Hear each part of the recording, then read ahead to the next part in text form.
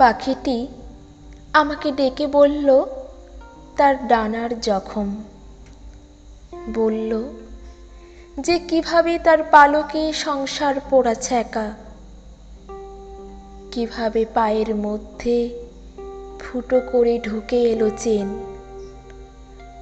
ঠোঁট দিয়ে খাঁচার শিক কাটতে গিয়ে ঠোঁটের জখম দেখালো।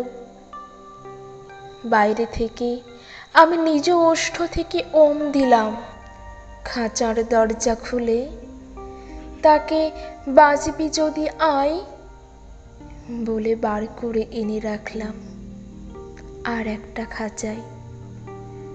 সেখানে দুজনে বন্দি, পরস্পর দোষারোপ করি। দোষারোপ করতে করতে বৃষ্টি আসে, সন্ধে হয়ে যায়।